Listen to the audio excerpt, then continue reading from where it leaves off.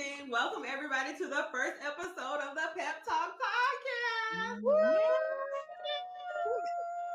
Yeah, we made it. We made it. I can't believe it's happening. But okay, so I am Shayna. I am daughter number 4. I'm gonna let my sisters introduce themselves, and then we're gonna hop right into the action. So take it away. Hi, I'm Tracy. I'm daughter number 1. Hi, I'm Crystal. I'm the birthday girl, daughter number 2. Hello, my name is Melissa. I am fabulous daughter number 3. And it's your girl, Sean. I'm the tail dog. Sean. I'm baby.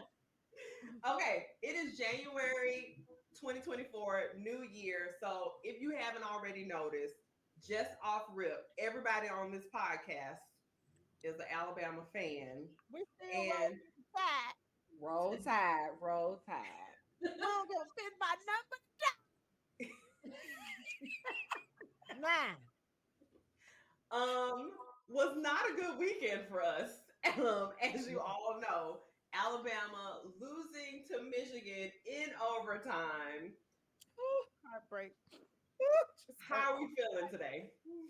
Heartbroken. I am upset to say the very least.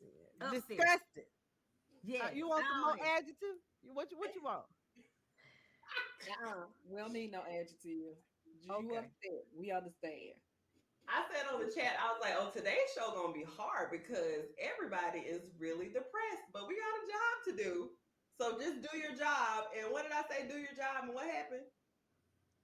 I don't know because I couldn't even think straight. Well, we know the offensive coordinator didn't do his job for Alabama. Hello. Not He at should all. be getting the pink slip for real.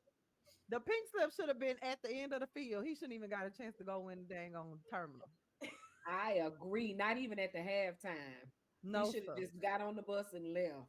No, because did you watch him and the center? He couldn't have watched no film on Michigan. Why do they keep trying to run the ball north to south? What is that going to do on Michigan? I do not understand. I mean, Alabama finished with only 288 yards. They allowed 6 sacks, 10 tackles for losses. It was a horribly executed game from Alabama. It was. So it was from start to all the way to overtime. Well, not quite from start, because the start, we picked that ball off. We got it. We got a little start, and then it just kind of. No, because he stepped out of bounds. He was not even aware where he was. Let's start there, because if he was aware, he knew that he had to go back in. He knew where he was. So it was still a good read, nonetheless. It was still a good read. I mean, it was still a good read. It was an attempt. It was a good read. Don't get it wrong. It was a good read, but he wasn't aware. He was not aware. No field awareness. Let's start. Here come the center. Woohoo! And this not just happened. That did not just happen for that particular game. No, exactly. The whole season. We've been having that problem with the center the whole season. And I'm I would think he was playing for another team and not Alabama. I'm just Ain't no way. Yeah. My question is, like you said, because they weren't able to run the ball against Michigan's defense, what was the rationale behind running the quarterback sneak on that the 4-yard line? Like, what was the rationale? I don't get it. I don't think that wasn't one. I don't think that was the play, Shayna. I think the center threw the ball in the ground. He didn't properly hike the ball. So the ball was so low, he couldn't do anything. He couldn't read the field. That's why he was so angry at the end, because he hiked that ball so terrible. His name is Seth. Horrible. He just did. He did not have a good game to say. And he was too busy arguing rather than listening. Like, sir, hush. Yeah.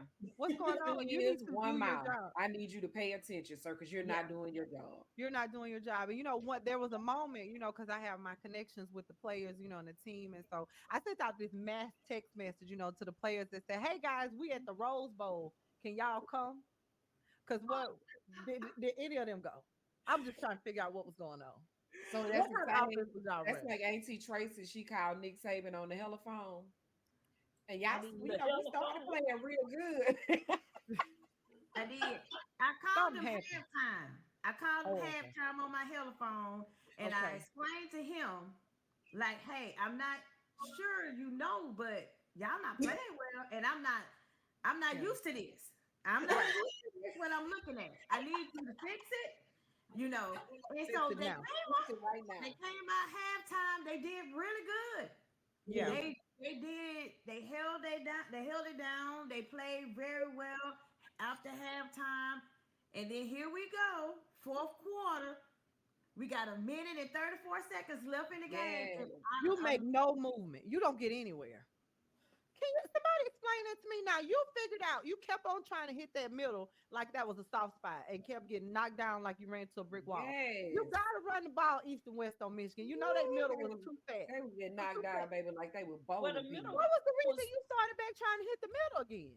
You've been getting knocked to the Himalayas all game, literally running into a brick wall. What is the reason that you're trying this again? Like, why? And that's exactly what happened on that position. Instead of going east and west, he's just trying to go up the middle. I'm sorry. I'm sorry. I have issue with the middle.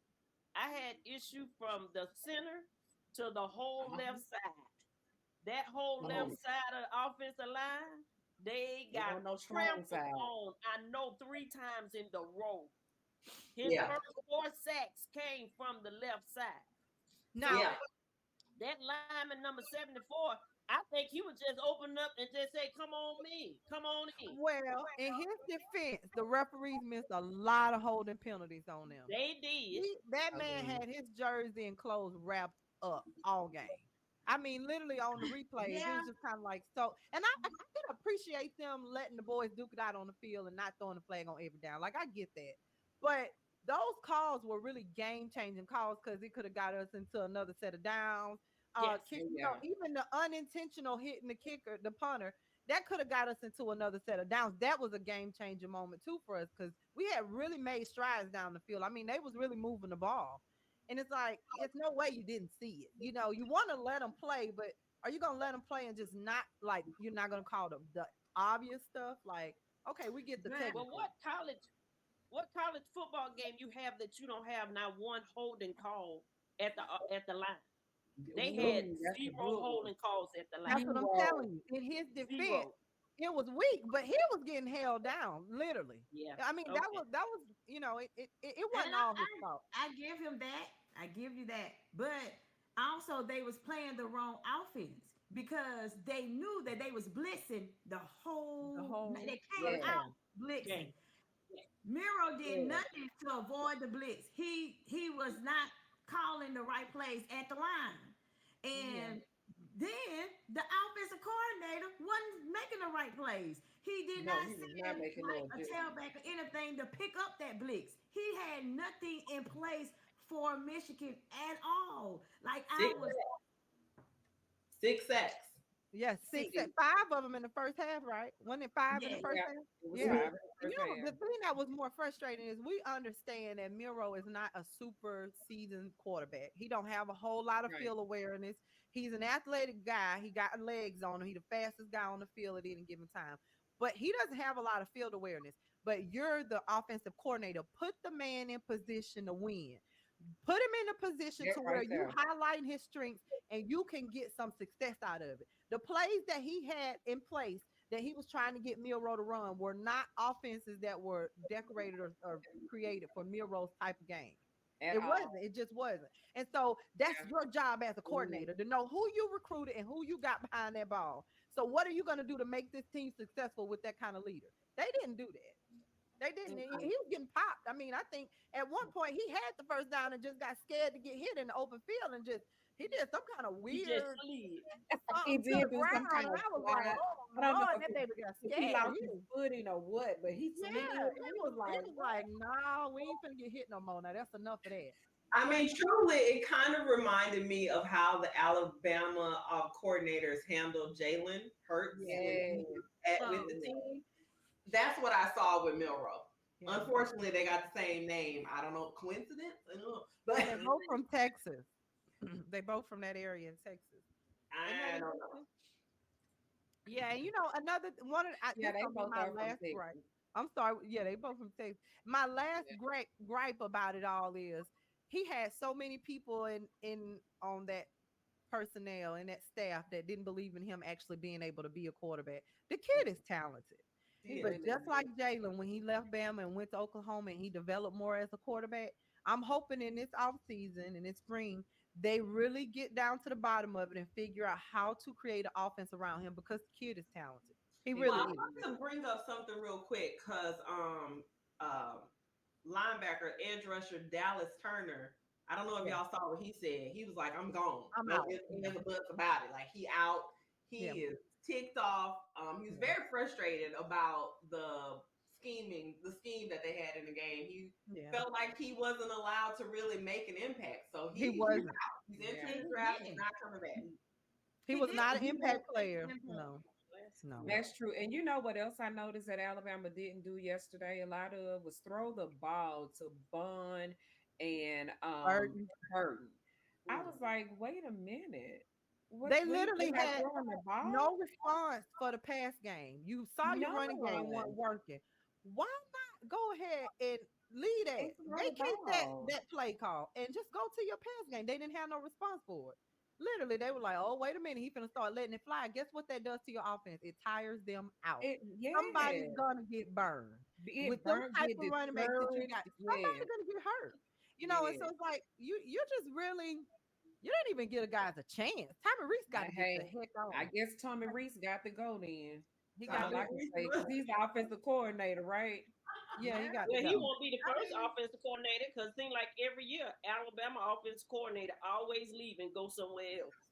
Alabama offensive coordinator has been right since my guy.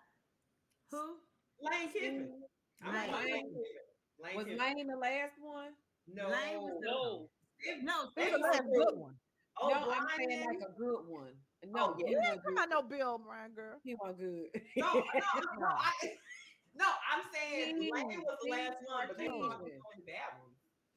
So Steve was our last good offensive coordinator. I think so. I don't know if Steve was really. I don't know if Steve had what it. I won't say he wasn't a more impactful coordinator than Bill. I mean, let's be for real here. But I don't know if Steve really fit the mold at Bama. You know how sometimes you get some coordinators in there and they just don't. And it didn't seem like him and Nick had a real good camaraderie situation going on there, or a good relationship. More like, you could see Kirby Smart getting cussed out and you knew they had a good relationship. You knew they knew how to work and interact with each other. Same with Lane Kiffin. I'm still mad that he treated Lane so bad. I wish we would have appreciated what we had and cherished it and paid that man and kept him where he was at. To pay him what he getting paid at a head coach somewhere else because you get a winning program. I don't know, but it's just like we ain't since Lane Kiffin we kind of been in the dark. Well, you threw out a name and we were talking about it, and we're gonna take a quick commercial break because we're gonna come back and talk about Mr. Sarkisian over at Texas and what happened with the second college football playoff. We will be right back. Welcome back to the show. Talking about the other college football playoff game. Washington tops Texas in the Sugar Bowl to seal their first college football playoff spot. They're looking for their first title since, I believe, 1991. What do we think about this, ladies? Told you so. Y'all know Texas gonna be Washington. They're too dominant. I said, I think y'all getting ahead of y'all stuff here. I think me and Tracy called that one wrong for sure. Me and Tracy. Yeah. Wait a minute. Who called that game? Washington. Me and Tracy. I did see that in com. I didn't see that at all. So to say the least, I was disappointed with both teams. Yeah. I thought that Steve Sarkisian was going to call a much better game. I didn't think that he was going to be nowhere near as close all the way down because, again, when everybody play Alabama, they play us like they're playing the Super Bowl. Yeah. And it's just like when they play these other teams, they lay down. They lay down. Yeah. all the So way I didn't down. see it. I didn't see that one coming. Even though really do like the quarterback from Washington. I think he's Oh very yeah. good. He Yeah. is accurate. He is talented. I like him, but I didn't see that. I didn't see that come. Yeah, I figured coming into this game, Washington's defense was gonna put a whooping on Texas. I think I don't remember my exact words, but I truly believed in their defense being able to stop Texas. And I really, as much as I was pained and I was heartbroken, I looked at that second game and Washington just dominated that game. Whereas Yeah. Alabama, didn't stand up a lot on offense, but Alabama still controlled the scoring of that game. It wasn't like a game that got away from them. That Texas game that Texas and Washington game got away from Texas well into the second quarter, and it was just about a run after that. But did you see the last 30 seconds though? I did. They're trying to play from behind on such a dominant Yeah. offense, and it just you should have started closing in that gap in the third quarter. When you came back from halftime, you saw that you couldn't get no movement. Your boy's arm wasn't working for you. His precision wasn't really there. So it's just kind of like, but some of the passes, I was like, what is that now? I It thought was maybe a Nori had jumped out the screen and went and started throwing the ball on the field. So just Not it no. was not even, it was very underwhelming. That game, as much as everybody's saying now, oh, they both came down to a fourth down play for the game. That game was just not as eventful as the Bama Michigan game to me. Well, yeah. speaking of passing, Michael Penix, he threw for 430 yards, the fourth best passing game in college football playoff history. Who Nice. was it that called for him to be the Heisman winner? It wasn't me. I don't know. Somebody. Oh, okay. Sean, you didn't. Sean, you did not. Yes, she did. Yes, But I she did. tried to say She did. Jordan Daniels. She did. He Okay. was on Yes. the fence, and when we had to go back and look at our recording, Oh, okay. I know. I I said was going for him Penix. from I the said I beginning. think they're gonna give it to him. I thought he deserved it. I think he had a pretty dominant season, but I don't know, man. I really thought, I don't think Texas really even deserved to be in it. And I know that's a conversation for another day. I really thought Georgia would have been able to get that fourth seat. Michigan. I mean, Bama should have got the fourth seed. Georgia should have got third. But I understand they lost in the SEC championship. I just didn't see Texas playing of that caliber football that would have put them there. But I understand the justification. If you're gonna let the SEC champion in, you got to let them in. But I mean, when we watched that game, they totally dominated Texas. That game wasn't really as exciting as everybody thought it would have, been until the last couple seconds. I heard Missy just mumble something under her breath. What was I ain't mumbling it. I say it again. Michigan shouldn't have been in there, if anything.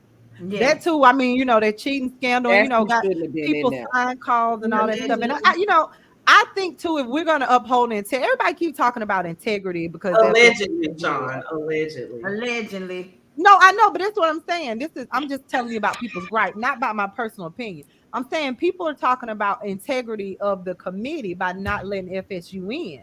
If we're talking about the integrity of the committee, if this is the information that you have, allegedly it's supposed to be a cheating scandal, then where is that? Nobody hadn't been arguing the integrity of what happened with Michigan throughout this entire year. Over the last 2 seasons, nobody has really argued what has really been happening at Michigan.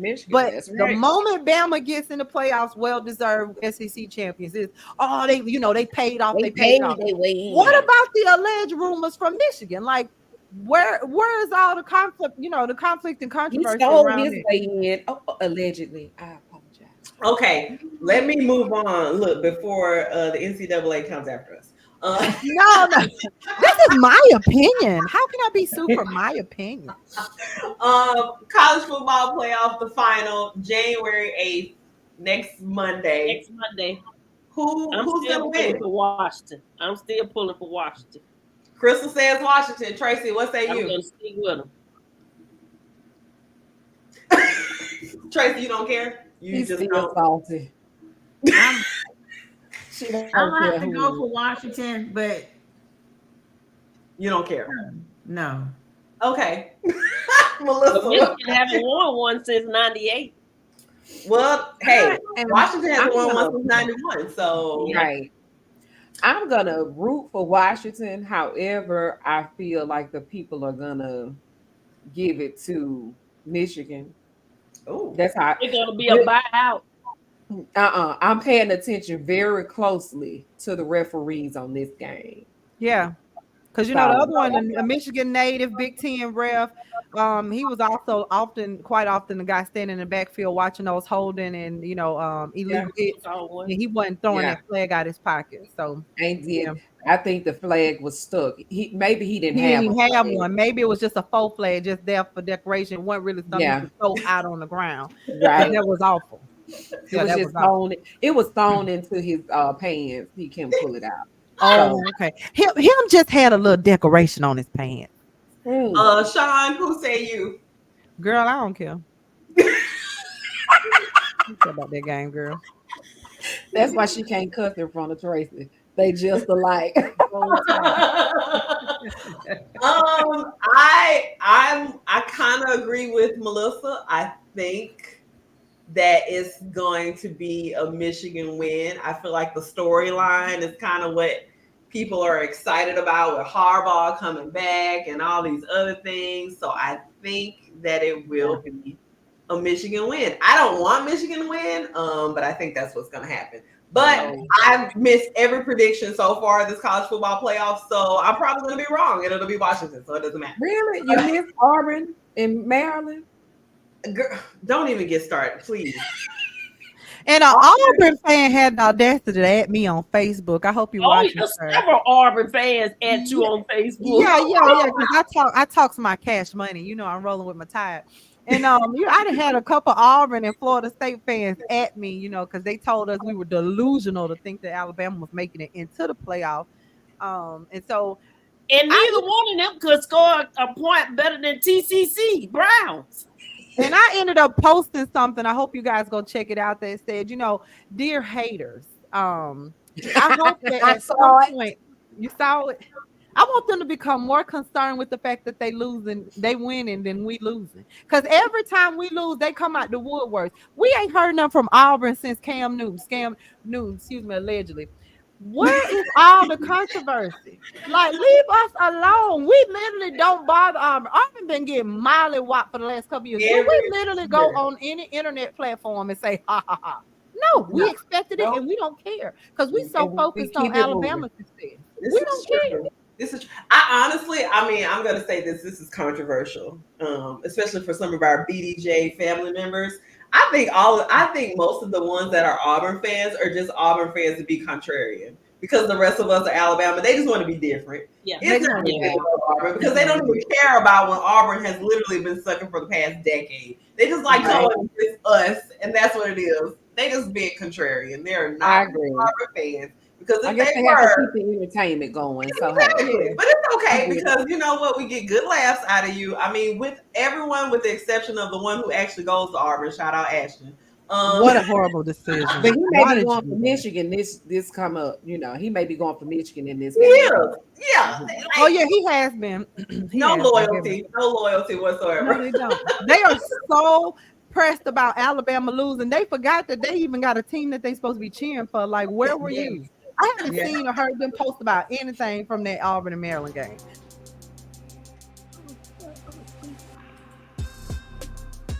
Hey, welcome back. We're going to get into this NFC conference.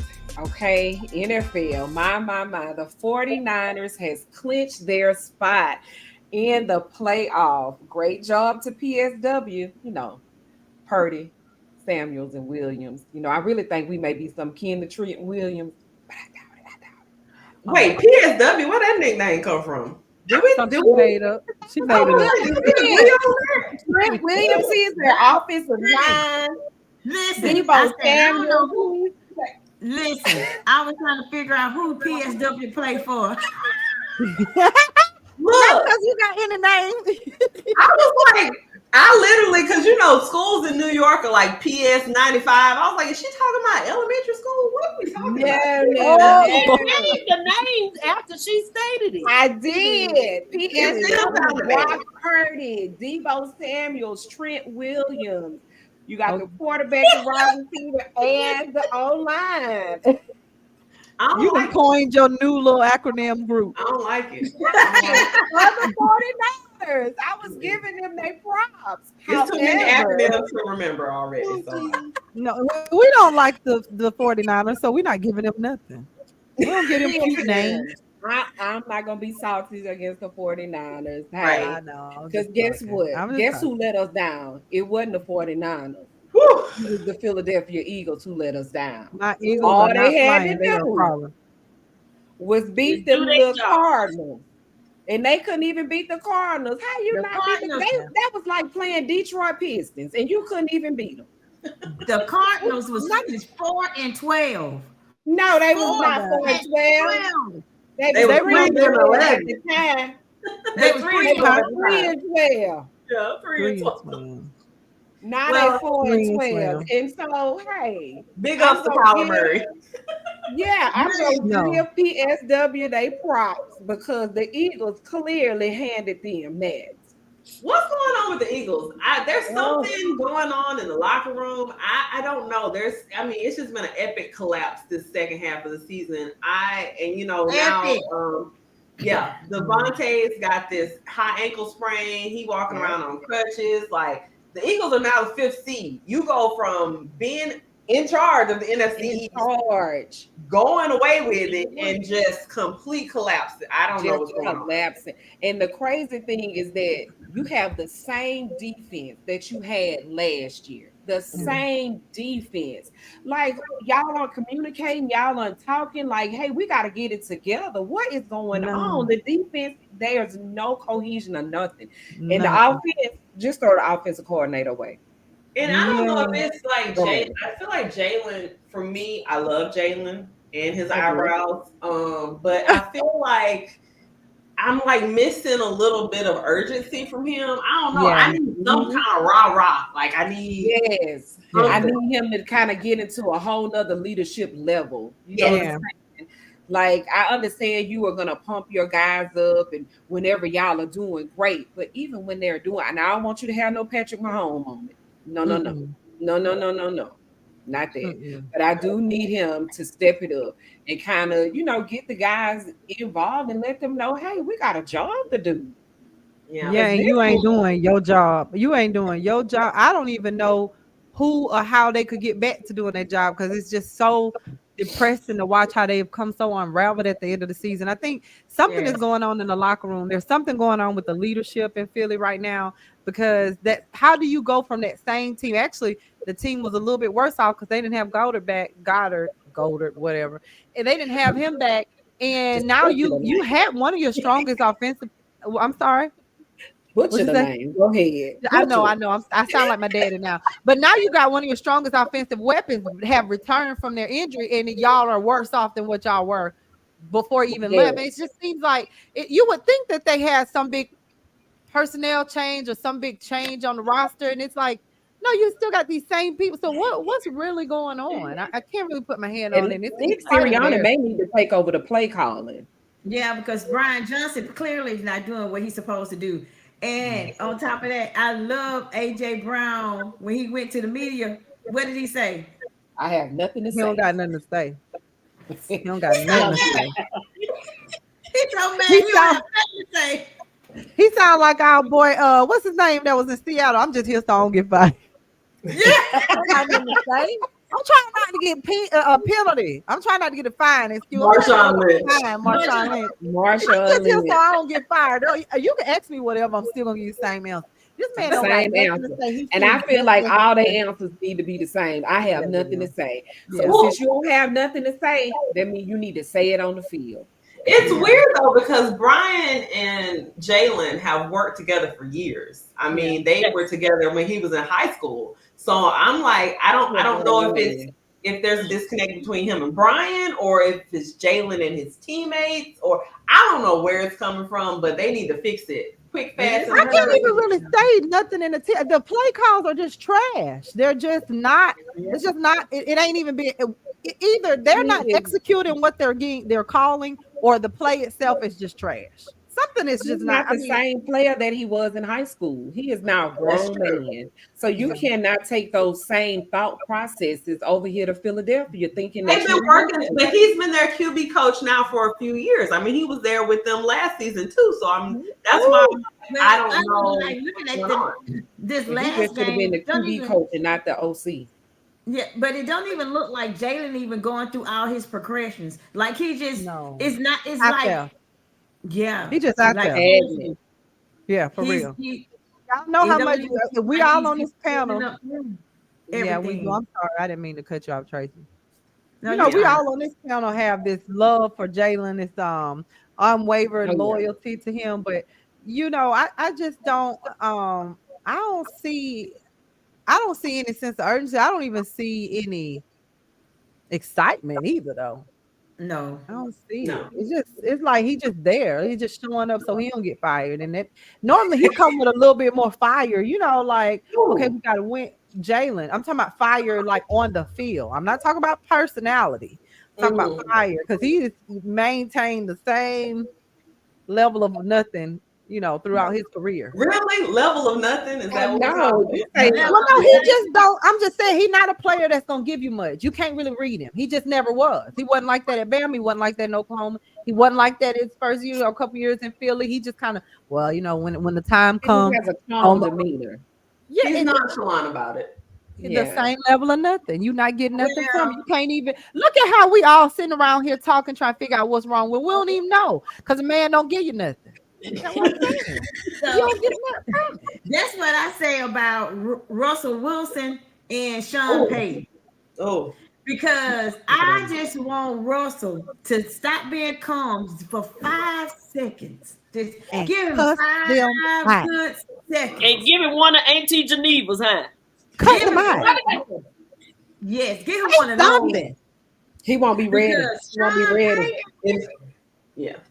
If he gives him Auntie Geneva, he's gonna get fined. I said if he gives the Auntie Geneva, he will be fined for sure. But Sean Payton's level of professionalism, he needs it. It's interesting to me though, because I mean, obviously I'm a Saints fan. We're some of us are Saints fans here.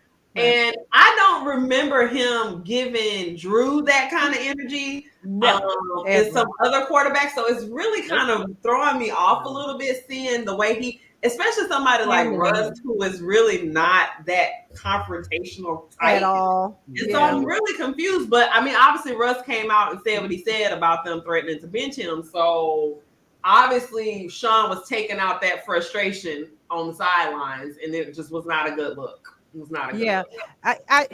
got to give him one good cussing out. Like it was a video that came out during the pandemic where they was talking about women and how they keep taking men back and doing all this blah blah blah. The girl said, "Stand up."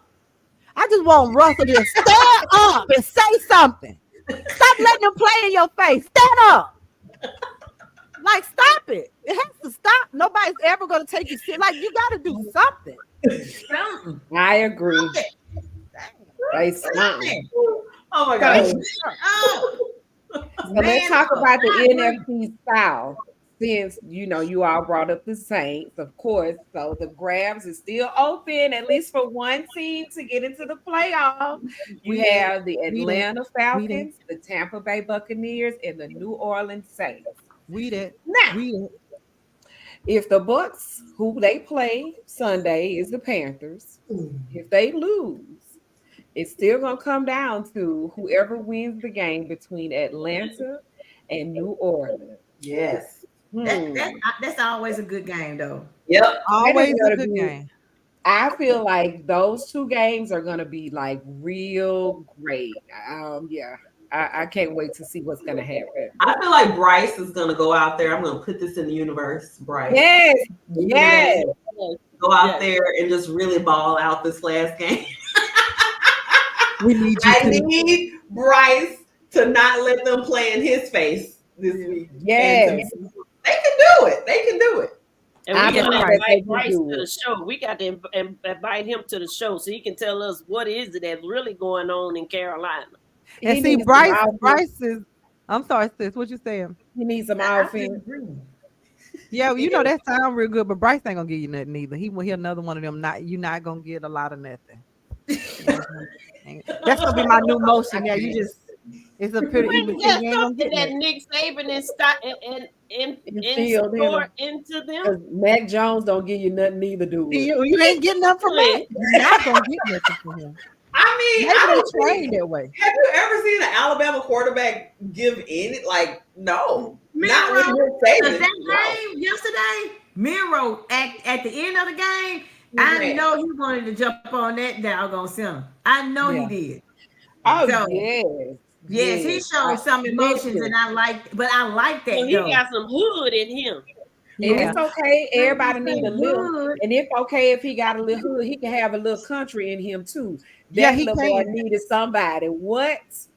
You know, that funny moment where Pat said, "Jump on his back." They were doing the game show, and they said, "Let all naysayers know." And Pat said, "Whoa, it got a little tight in here." So nervous. Go. But the reality of this is, and I'm just gonna say allegedly, is I really don't think Lank is letting no naysayer know. Next, Lamar Jackson. Yes, come that on, boy's a bad man. Ravens. When I tell you that boy is balling. He is straight balling. He is up for the MVP. So, do y'all believe the Ravens are the best team in the league? Yeah. Right now, as it stands, right now, Ravens. Yeah, absolutely. Y'all believe that Lamar Jackson deserved that MVP? Absolutely. He definitely does. Absolutely. You know, I like to see how Lamar, you know, they tried to play in Lamar face too with him and his mama negotiated that contract. Playing his face over the offseason with his money. Remember that's what I'm saying. His mother. That mom negotiated that contract, and I just like to see that type of unity amongst families, but also where people can actually put themselves in position to not even be it. Like his mom wasn't like a manager or anything like that. She figured out how to work this industry because her son, you know, ended up being successful enough to be, you know, be able to exactly. And so I just, you know, kudos to them, man. I love Lamar. You know, I don't have no ill will against him. So, you know, I think that MVP is well deserved. For Ravens sure. Going to the Super Bowl. What y'all think? I think so. I think so. I really think that honestly, they've not had very good success in the playoffs, obviously. No. Right? And so I feel like he feels like he has something to prove this season. And it's probably going to come down to them and the Chiefs. I feel like, I don't know though, Buffalo seems like they might be hitting their stride right now. But I think it is going to come down to the Ravens and the Chiefs for some odd reason. I feel it in my spirit. And if the Ravens get past, I'm so tired of crying, Patrick Mahomes. Kermit Mahomes. I'm done. Get me off these folks' camera. I'm done. Did that girl just say that? I gotta pull up that meme. Who said that? Who said that? I wasn't even talking when she said it. Wasn't me. Him and Kelsey and Taylor has been on my. They've been on my last nerve all season. I'm sick of it. Okay, as well as the NCAA, I definitely don't want the Swifties coming after us. So we're gonna take a quick break, and we will be right back with a moment off of sports with our special shout out to the man himself. We'll be right back.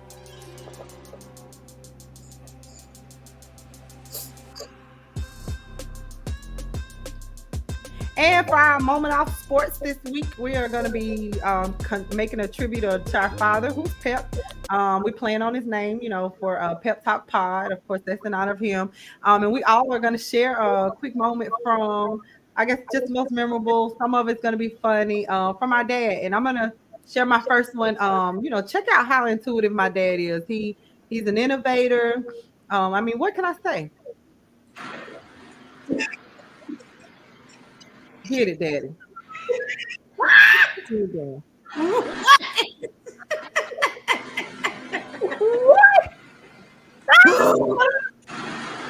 you explain what's going on here? So what's happening here is, for a brief moment, I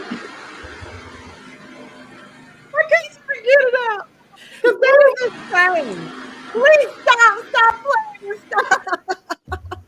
So what's happening here is his truck was down for a brief moment, and my dad cut stars as a side gig. So he didn't have his truck, so he had to make sure he got all of his equipment to one of the houses in the neighborhood so he could do his cutting his branch job. So with that being said, my man had to get the job done. He had riding on, he was dragging the push bumper, and he had to weed it across the lap. And that's what you call being innovative. You gotta do what you got. Hey, one thing about it, he was gonna get the job done. And go figure that. Look, he go figure that. Yeah. Oh, man, I ain't necessary. He said, I ain't missing this money from his yard. Play with somebody else. I'm gonna go cut this grass. Who said I can't?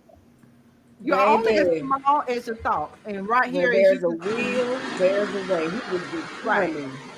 And get it, Daddy. And for that, I say, great job. Good job well done. Clap it up for him.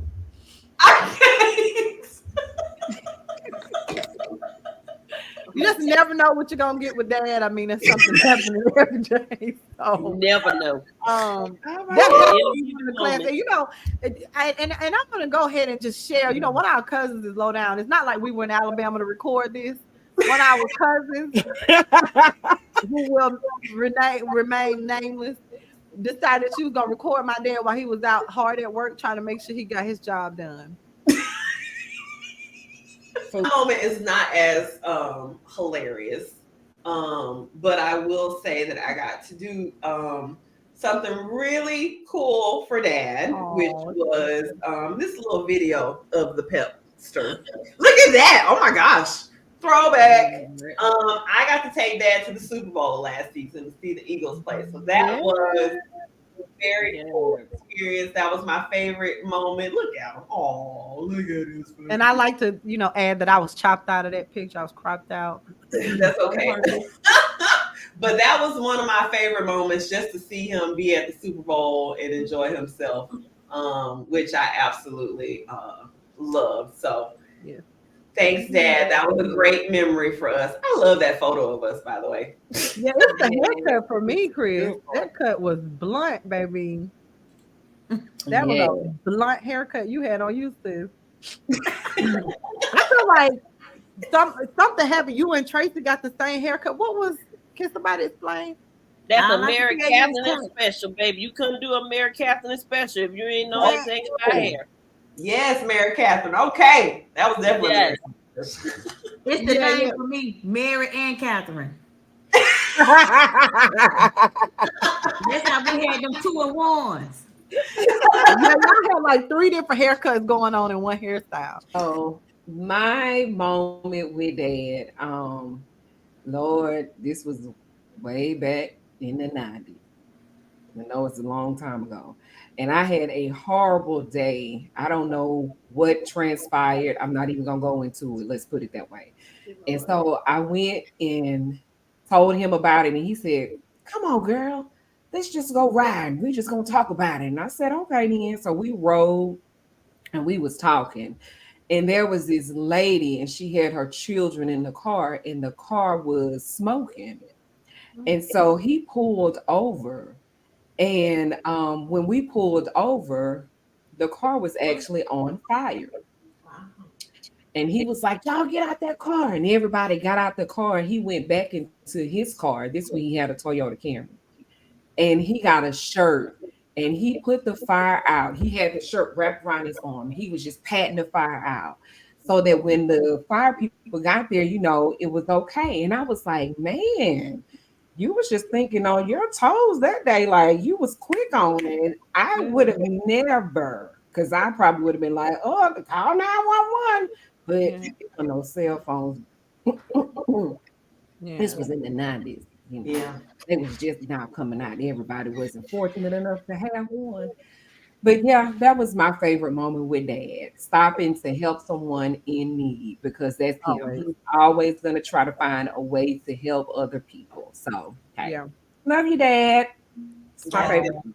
That's him. Yeah, that was sweet. Definitely Dad. Chris, what's your favorite pep moment?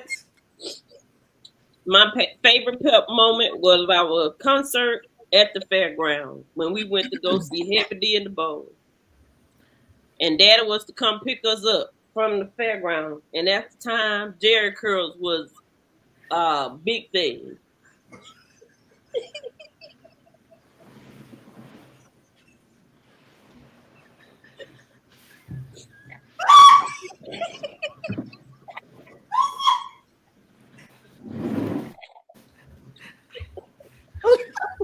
You know what?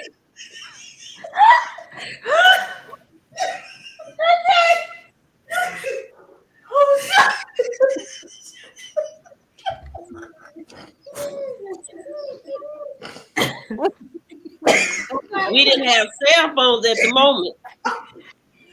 And Dad was there to pick us up at a certain time. And he told us we better be outside when he get there.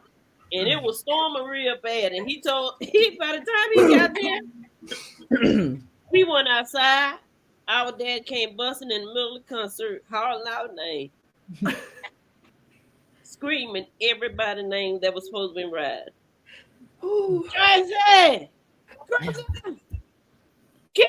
Man, come on, where y'all at? Everybody looking, so somebody pointed at one of us and said, "Is that your daddy?" He came in, he was soaking wet, dripping. That Jerry Curl had the drip down on his head and his face. He was mad. He had to mess up his little jacket. You ain't taking y'all nowhere. Can't nobody go nowhere. Don't even ask me. We got in the car. We was silent. And Daddy fussed the whole ride. From the fairground down Coda Road all the way to Ditto. It sounds like that was your moment. Yeah. Amen. Sounds like he called out more people than seatbelts available in the car.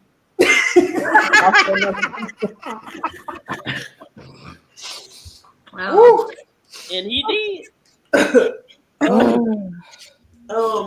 Okay, Tracy, go ahead. What's your favorite?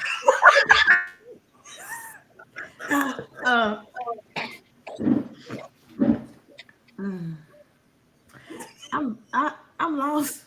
I'm lost for words. Happy birthday, Dad. I hope you're ready to join.